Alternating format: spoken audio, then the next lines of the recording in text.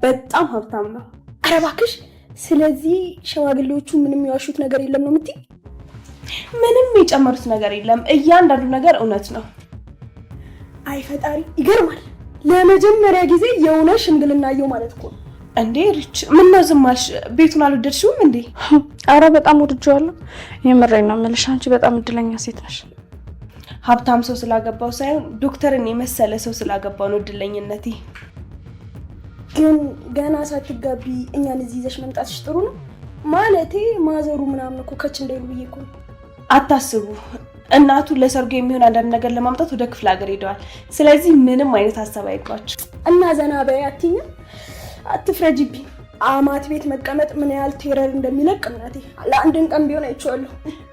እና በደረቁ ልሸኝና እንዴ ዶክተር የረሳው ያው ፍሪጅ ውስጥ ቢራ ምናምን ካለ እስቲ ይልናል።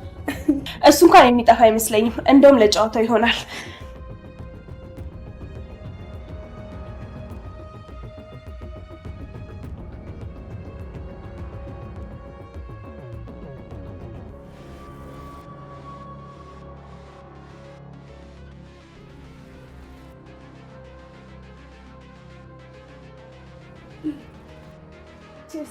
ለጤናችን። አንቺ ግን የውጭውን ግብዣ ወደ ቤት ቀየርሽው አይደለ? እስቲ በእናታችሁ ወዝወዝ በል። እስኪ ጩና አርፈሽ ተቀመጪ። ገና በስርዓት ራሱ እኮ ተድሬ ያልገባውበት ቤት ነው። እስኪ እባክሽ አታካብሽ። እንደውም ጩና ልክ ነች።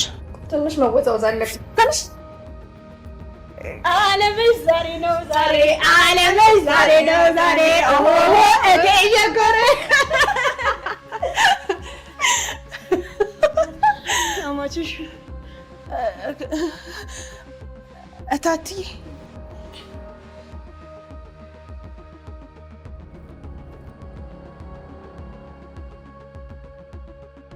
ጠላታቸውን ፊት ለፊት ለመጋፈጥ ወስነው ጦርነት የጀመሩት የላይኩን ቤተሰቦች ለተፈራ በሰጡት ሰነድ ኮማንደር በልሁን ወደ ሌላ ሀገር ቢያስፈረጥጡትም ተፈራን ግን በቀላሉ እንደ ኮማንደሩ የሚሸነፍላቸው አይመስልም። ሲምባ በድፍረት ተፈራን ደውሎ ካስፈራራው በኋላ በንዴት ላይኩንን ለማስገደል እንዲሁም የላኩትን ሰነድ ኦሪጂናሉን ለማግኘት ወደ ቤታቸው ሁለት የታጠቁ ኃይሎችን ይልካል። የላይኩንን መግቢያና መውጫ ሰዓት አጥንተው ወደዛ ቤት የመጡት ታጣቂዎችም ከግቢው ትይዩ ራቅ ብለው መጠበቅ ይጀምራሉ። ብዙም ሳይቆይ ተሰማና ላይኩን ተያይዘው ይወጡና በራቸው ላይ ቆመው ማውራት ይጀምራሉ። ተሰማ ይቀጥልና አሁን ግን ከቤት መውጣት አልፈልግም ነበር፣ እዛው መቀመጥ ነበር የፈለኩት ብሎ ሲለው ላይኩንም ምን ማለት ነው? ብቻህን ክፍልን ዘግተህ ለመቆዘም ነው አይደል? እንደዚህ አይቻልም። ከዚህ በኋላ ውሎህ የሚሆነው ከእኔ ጋር ነው። እስኪ ሁሉንም ነገር ሰውና አሁን ወተን ዘና እንበል ብሎ ሲለው ተሰማም እኔማ ረስቼው ይኸው አይኔን በጨዋ ጥቤ ወዳጄ አድርጌያለሁ ብሎ ሲለው ላይኩንም ተው እባክህ ተሰማ እንደዚህ አትበለኝ፣ ለኔ ስትል ሁሉንም ነገር እርሳው። አንተ እኮ ከጓደኛ በላይ ለኔ ወንድሜ ማለት ነህ ብሎ ሲለው ተሰማ እውነቴን ነው እምልህ ይቅር መባባልን ካንተ አይቼዋለሁ። ከዚህ በኋላ ፈጣሪንም የምለምነው ያንተ አይነቱን ልብ እንዲሰጠኝ ነው ብሎ ሲለው ላይኩንም በፈገግታ አይ ተሰማ እኔና አንተ እንዳልተወነጃጀልን እንዳልተሰነዛዘርን ያ ሁሉ ጊዜ አልፎ አሁን ለመሞጋገስ በቃን አይደል ብሎ እያለው ባለበት ታጣቂ ኃይሎቹ በመኪናቸው እየነዱ መጥተው ወደ ላይኩን ለመተኮስ ሲሞክሩ ተሰማ ይመለከትና ዘሎ ገብቶ በጥይቱ ይመታል። ላይኩንም በድንጋጤ አንገቱን አቅፎ ይዞ ሰዎች እንዲመጡለት የእርዳታ ጩኸት እየጮኸ እንዲነቃ ስሙን መጥራት ይጀምራል። በዛን ሰዓት ላይ ቤት ውስጥ የነበሩት ዝናሽና ኑሐሚንም ጫጫታውን ሰምተው ምን እንደሆነ ለማጣራት ከቤት ይወጣሉ። በረንዳቸው ላይ አባቷ ተዘርሮ ያየችው ኑሐሚንም በድንጋጤ የአባቷን አንገት አቅፋ ጋሼ ምንድነው የተፈጠረው? እባክህ መልስልኝ ብላ ስትለው ዝናሽም ትቀጥልና አረ ላይኩን የሆነ ነገር አድርግ፣ ቢያንስ አምቡላንስ ጥራ እባክህ ፍጠን ብላ ስትለው እሱም አምቡላንስ ጠርቶ በፍጥነት ወደ ሆስፒታል ተያይዘው ይሄዳሉ።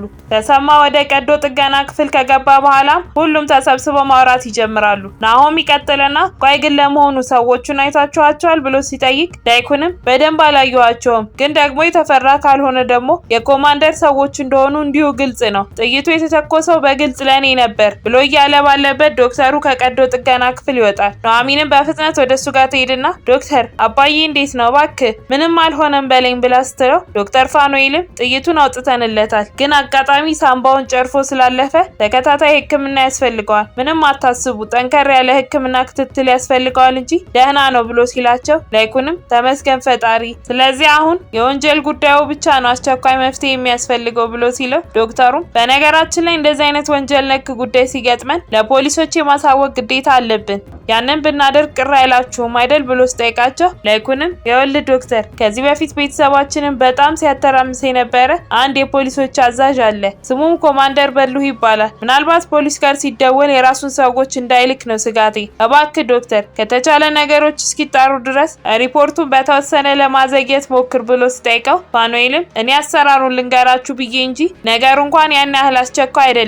ደግሞ ታውቃላችሁ ምናልባት የምትጠረጥሩት ሰው ካለ አስፈላጊውን መረጃ በመስጠት ሁሌም ከጎናችሁ ነኝ። ያው እንደነገርኳችሁ ጉዳቱ ትንሽ ከፍ ያለ ስለሆነ ዛሬም ብቻ አይሲዩ ውስጥ እናቆየዋለን።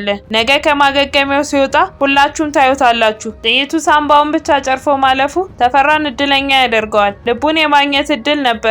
አይዟችሁ ቶሎ እንዲያገግም የተቻለንን ሁሉ እናደርጋለን ይላቸውና ወደ ሕክምና ክፍሉ ይገባል። በዛን ሰዓት ላይ ተፈራ ቤታቸው ለብቻቸው ቁጭ ብለው ባለበት ኢንስፔክተር ዳዊት ወደ ቤታቸው ይመጣል። ሰላም ጌታዬ ብሎ ሰላምታውን ሲያቀርብ ተፈራም ይቀጥልና ስለ ኮማንደሩ አዲስ ነገር አለ ብሎ ይጠይቀዋል። ዳዊትም ይቀጥልና ወደ ስራ እስካሁን አልተመለሰም፣ ስልኩም ቢሆን ዝግ ነው፣ በእርግጠኝነት የሆነ ቦታ ተደብቆ ነው የሚሆነው ሲለው ተፈራም ካለበት ፈልገህ አምጣው፣ አንተ ድሮም የኔ ታማኝ አገልጋይ ነበርክ፣ ለኔ ብቻ ሳይሆን የኮማንደሩ ታማኝና ንቁ አገልጋይ እንደነበር ካውቃለሁ፣ ያው ምንም ቢሆን አለቃህ ነበር ብሎ ሲለው ዳዊትም እሱ ድሮ ነው፣ አሁን ላይ ለኔም ትልቁ ጠላቴ እሱ ነው ብሎ ሲለው ተፈራም እሱ እንዳለ ሆኖ ሲምባ ስለሚባለው ሰው ምን ያህል ታውቃለህ ብሎ ሲጠይቀው ኢንስፔክተር ዳዊትም በድንጋጤ ሲምባ ነው ያሉት ጌታዬ ብሎ ሲርበተበት እሱም አዎ ስለሱ የምታውቀውን ነገር እንዳለ ንገረኝ። እንደምታውቀው እኔም ሙያሸኝና ክህደት የሚፈጽምብኝን ሰው አልወድም። ይህ ደግሞ አንተን በደንብ ታውቃለህ ብሎ ሲለው ዳዊትም አዎ በደንብ አውቃለሁ ጌታዬ። ሲምባ የተባለ ወንጀለኛ እስር ቤት ነበር። አሁንም ቢሆን ከእስር ቤት አምልጦ የሚፈልግ ተጠርጣሪ ነው ብሎ ሲመልስለት ተፈራም ስማ የሚዋሸኝን ሰው አልወድም ብዬ ነግሬሃለሁ። ሲምባ እስር ቤት ውስጥ ሰው ገድሏል አይደል? እኔ ተፈራ እያንዳንዱን ነገር ማላውቅ ይመስልሃል ብሎ ሲለው ዳዊትም ጌታዬ ነገሩ እንደሱ አልነበረም። በኮመንደሩ ትዕዛዝ ሸጠባውን እኔ ነበርኩ የገደልኩት። ሲምባንም ቢሆን በተገኘበት ይገደል የሚል ትዕዛዝ ወጥቶ ልገለው እየሞከርኩ ነበር፣ ግን ደግሞ ሰውየው ማንነቱን እየቀያየረ ላገኘው አልቻልኩም ብሎ ሲመልስለት ተፈራ ቆይ ግን ያንን ላይኩንን ግደል ብዬ ልኬ ሌላ ሰው በጥይት ተመተው ቆስሏል የሚባለው እውነት ነው ብሎ ሲጠይቀው ዳዊትም እኔ ላይኩን ላይ ነበር የተኮስኩት። ያ ተሰማ የሚባል ሰውዬ ግን እንዴት መሀል እንደገባ አላውቅም።